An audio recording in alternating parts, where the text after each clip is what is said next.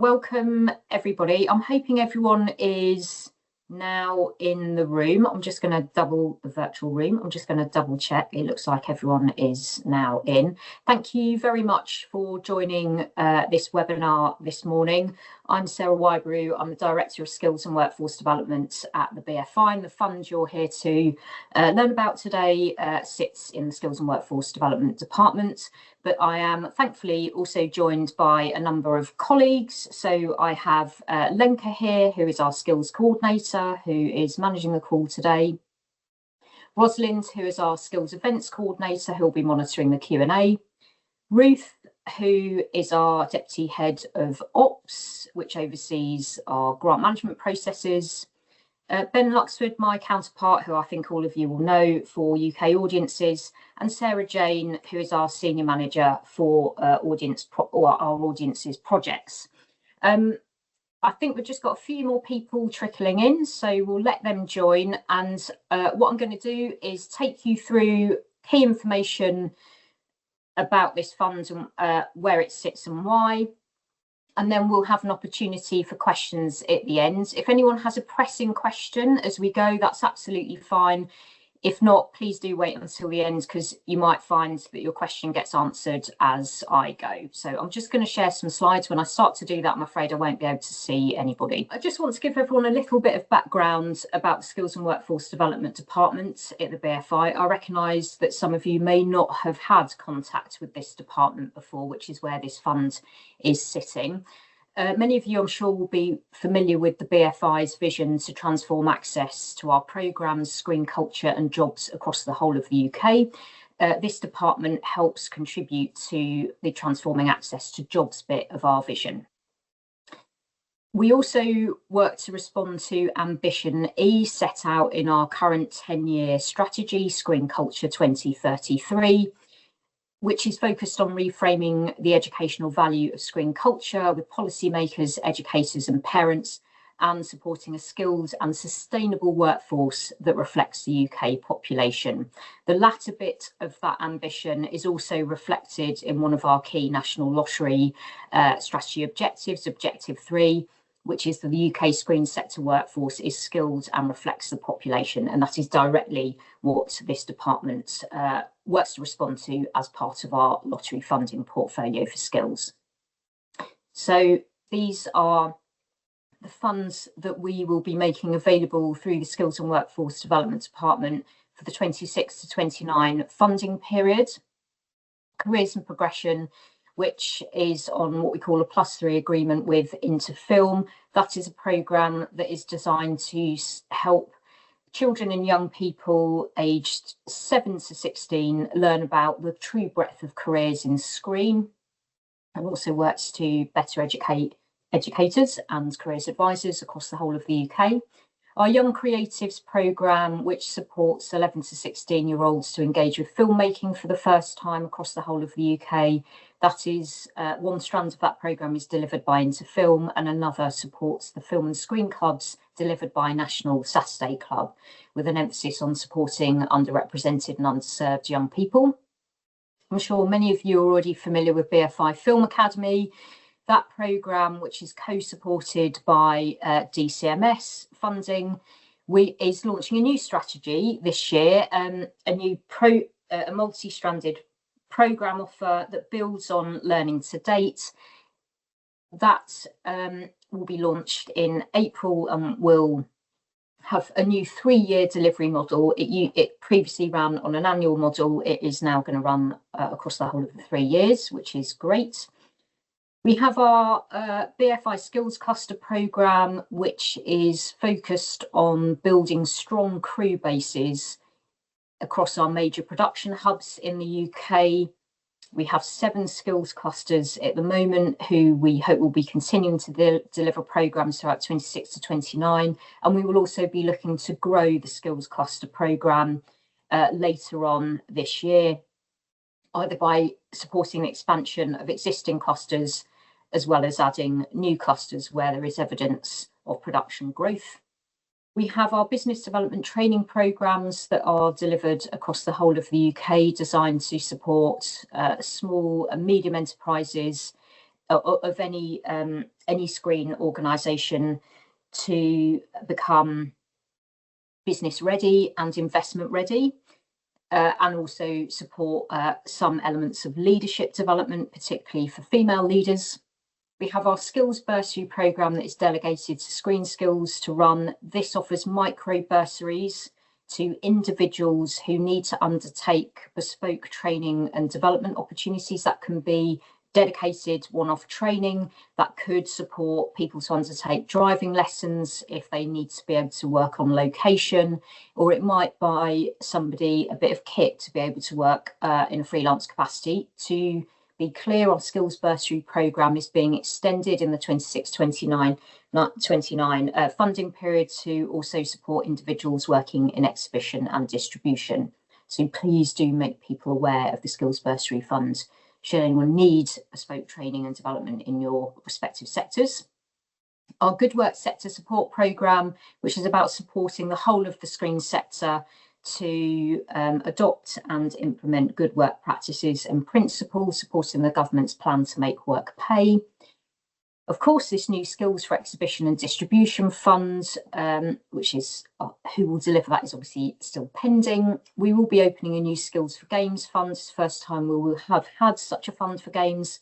And there will next year be a new Skills Open Fund, which a small fund that will be able to support more bespoke skills projects where there's an identified need. More broadly in the skills department, we also do quite a lot of policy work and working very closely with our policy team. And just so you're aware of these policy areas, as they do affect the whole of our industry in different ways. We work on the Post-16 Skills and Education Plan, which is looked after by the Department for Education, Get Britain Working, which is the Department for Work and Pensions sort of policy area. The Plan to Make Work Pay, as I've already mentioned, which sits with the Department for Business and Trade. The new National Youth Strategy that was published just before Christmas, which sits with DCMS, but also works closely with DFE and DWP. DCMS's Industrial Strategy Sector Plan, and you will see some of our skills programmes, including Film Academy, cited in that. And we have also and continue to be very closely involved with the development and the soon to be appointed, we hope, new freelance champion for the whole of the creative industries, which will be ultimately a ministerial appointment held by DCMS. We also, this department also works closely on the Creative Industries Council's skills and education work, and we lead the CIC's Good Work for the whole of the creative industries. We also undertake quite a lot of skills research here at the BFI, hence the skills review that informed this fund that we're going to talk about shortly, alongside a whole range of skills research, workforce development research. So please do keep an eye on the stuff that we publish here. We are launching a new BFI Careers Festival this year, a small pilot project, but is something that we hope to grow for young people, responding to DCMS's ambitions for a refreshed and grown creative careers service, and in response to a recommendation made in the Select Committee inquiry into British film and high-end television. We're also gradually introducing an industry skills events programme. We hosted the first Games Skills Summit at BFI South Bank before Christmas. And I feel it's important to share that this department is also working with other departments internally at the BFI to make sure that we are aligning what we're doing inside the BFI with the things that we're trying to support and encourage the sector to do right across the UK. So it's a practice what we preach ambition. So I hope that gives you a rough overview of what the Skills and Workforce Development Department looks after. Now let me talk to you about the specific Skills for Exhibition and Distribution Fund. I'm so sorry, I've moved on too quickly there. So as I mentioned a moment ago, we commissioned a rapid skills review of skills needs in exhibition and distribution. We wanted to assess the current and future skills needs of the two sectors to guide our skills development ambitions in this area. Bearing in mind, in the last funding period, we didn't have a skills fund specifically for exhibition and distribution. In this rapid review, we were asking two key questions, really. Obviously, there are many more questions that went into it, but the overarching ambition was to get answers to what the most pressing skills gaps and shortages are currently in the sector, and which skills are likely to be in greater demand over the next 5 years. I don't want to teach grandmother to suck eggs here, but for absolute clarity, a skills gap is where we see lack of proficiency or lack of skills in the existing workforce, and skills shortages refers to when there is an unavailability of people with the requisite skills needed to fill a vacancy when one is being advertised.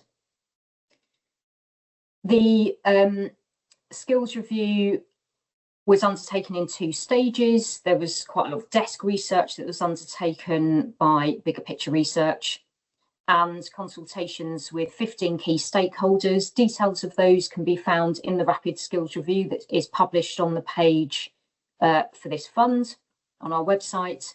And then dedicated depth interviews were undertaken with 21 exhibitors and distributors across the UK.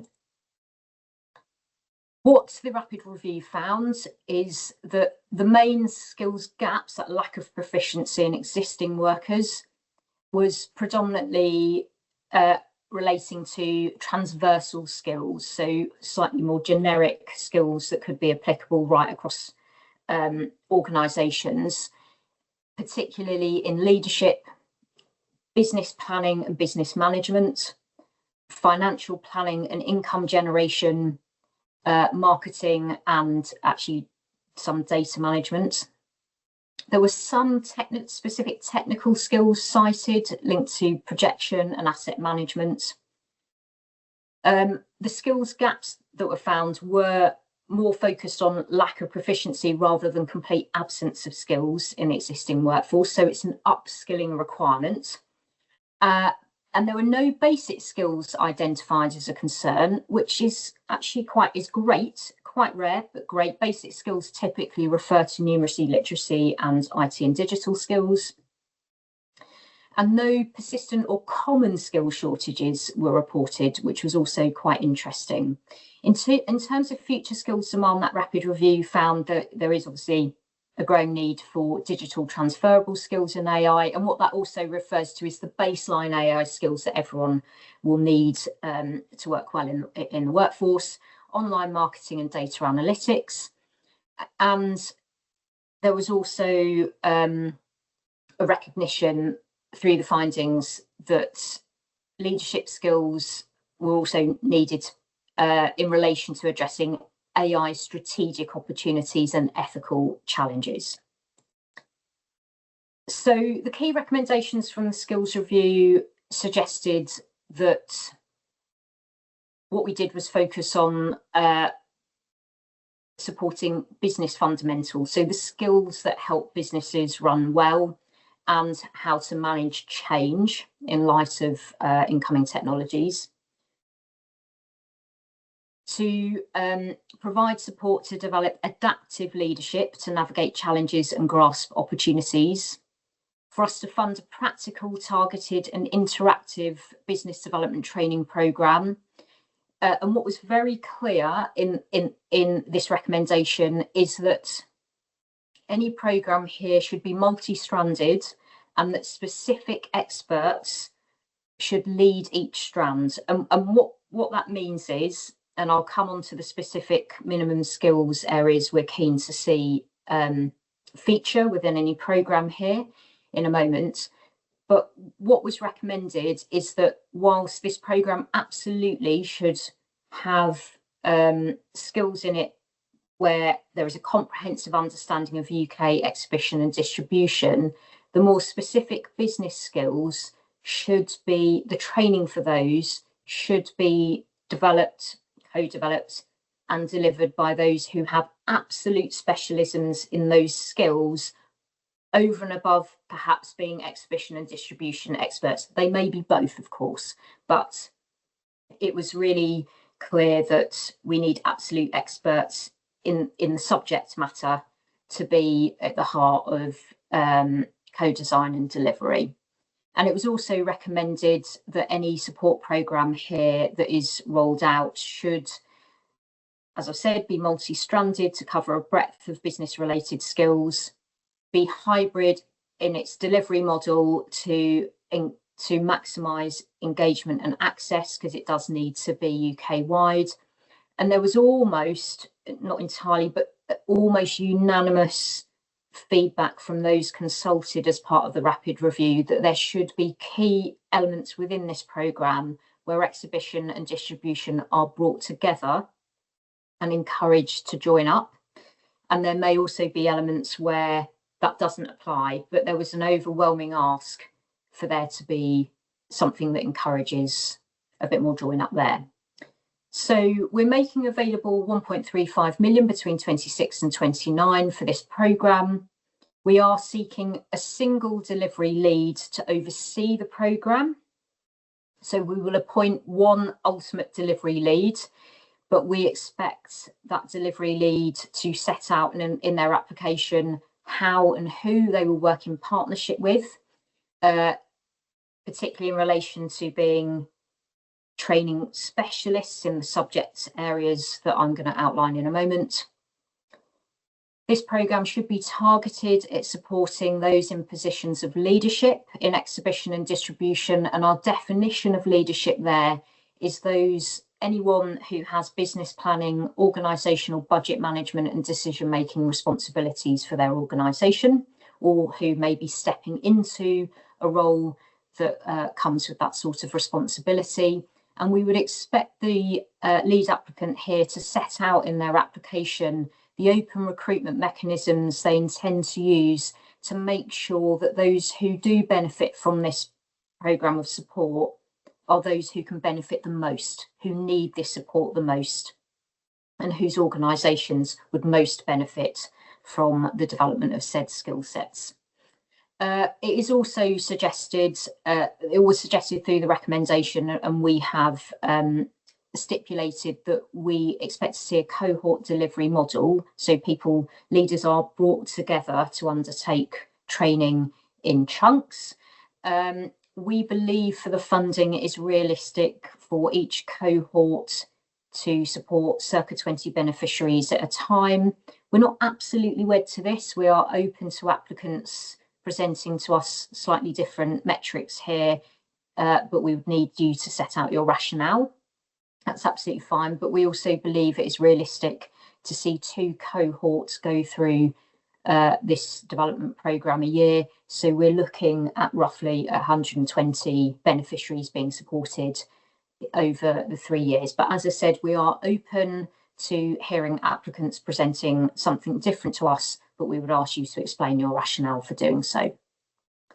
So in terms of the sort of subject areas that we would expect this multi-stranded business development training programme to help leaders in exhibition and distribution develop further skills in, we're expecting development and training in mixed economy, income generation and fundraising, and that should include income generation for both core operations as well as projects, including capital projects, which we know is particularly pertinent for the exhibition sector, new distribution models, digital marketing, business leadership, and we're looking for contemporary business leadership training here, including how to establish and promote inclusive workplace cultures and collaborative team dynamics, financial and business planning skills. So we would hope that those who go through this programme can, at the end of it, be able to write comprehensive, meaningful and evidence-informed business plans and financial plans, strategic partnership working and data analytics. We expect the lead applicant to the fund to have previous experience of delivering business development training programmes or similar across the UK. We're not expecting applicants to have obviously delivered something that is identical to the parameters that we're setting out, but we just want to know that the lead applicant, the lead deliverer here, will have a track record of delivering relevant,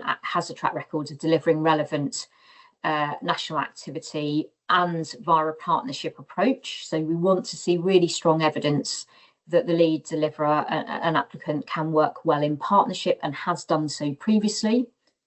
Be able to draw on relevant expertise to design and deliver the multi-stranded business development training programme, leaning into subject matter experts.